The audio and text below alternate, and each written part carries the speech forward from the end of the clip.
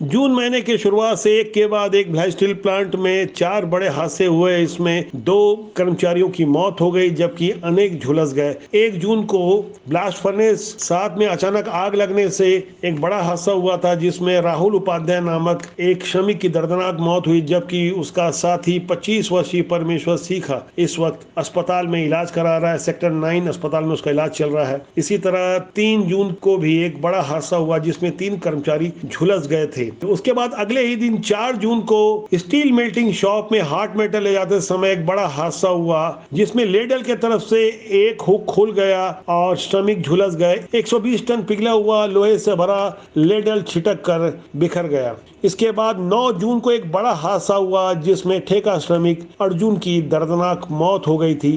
ठेका श्रमिक अर्जुन कुमार के सिर पर लोहे का भारी भरकम चेन गिर गया था। ऐसी एक के बाद एक अनेक घटनाओं के बाद भिलाई स्टील प्लांट ने हादसों की जांच के लिए एक टास्क फोर्स का गठन किया जो सुरक्षा के बंदोबस्त की जांच कर रही है। एक बात यहाँ उजागर होती है कि सुरक्षा के लिए भिलाई स्टील प्लांट ने 1, 2, 3, 4 नहीं बल्कि पूरे 22 करोड़ रुपए कंसल्टेंसी एजेंसी को दिए हैं, लेकिन एजेंसी कहीं भी बेहतर व्यवस्था नहीं कर पा रही है। ठेका श्रमिकों को घटिया हेलमेट दिए जाने से लेकर तमाम तरह की गंदगी अंदर देखी गई और बेहद अव्यवस्थाओं के बीच कई बड़ी बातें उजागर हुई है कि किस तरह से भारत के 9 रत्नों में शामिल सेल की एक अहम कंपनी भिलाई स्टील प्लांट में कितनी भारी अव्यवस्था है, जहां हजारों श्रमिक काम करते हैं और उनकी सुरक्षा के लिए माकूल बंदोबस्त नहीं है। बीएसपी के पर्सनल डिपार्टमेंट के जीएम सीजा मैथ्यू के देखरेख में जो टीम जांच कर रही है, वहां एक सर्वे किया गया तो वहां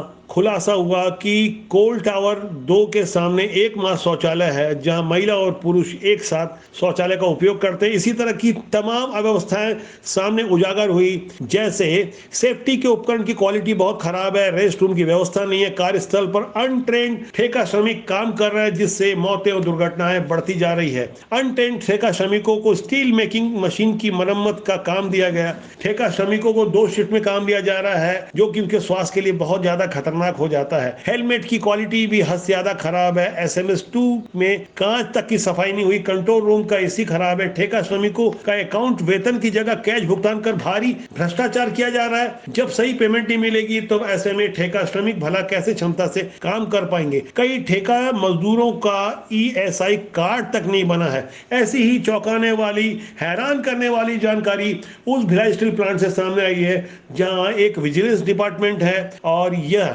सीधे केंद्र को रिपोर्ट करता है। लेकिन यहाँ जो कुछ भी हो रहा है वह सबके सामने है कि किस तरह से तमाम तरह के ठेका यूनियन काम करते हैं, लेकिन जब कोई दुर्घटना होती है तभी ठेका मजदूरों की बात करने वाले यूनियन के नेता सामने आ जाते हैं। उसके बाद स्थिति जस की तस होती है। यहाँ गौर करने वाली बात है कि एक के बाद एक हादसों के कारण सांसद विजय बघेल को भी यहाँ दौरा करना पड़ा। वो भी भिलाई स्टील प्लांट के कर्मचारी रहे हैं। उन्होंने भी तमाम तरह की खामियां देखी, अधिकारियों को फटकार लगाई, लेकिन अब जब खुद भिलाई स्टील प्लांट मैनेजमेंट जांच करवाकर तमाम तरह की खामियों को सामने रख पा रहा है, इससे पता चलता है कि ये खामियां इससे कहीं और ज्यादा बड़ी हो सकती है। अंदर की ढेर सारी जानकारी हम आपको लगातार देते रहेंगे। पवन केसवानी, ब्यूरो रिपोर्ट, बिगुल।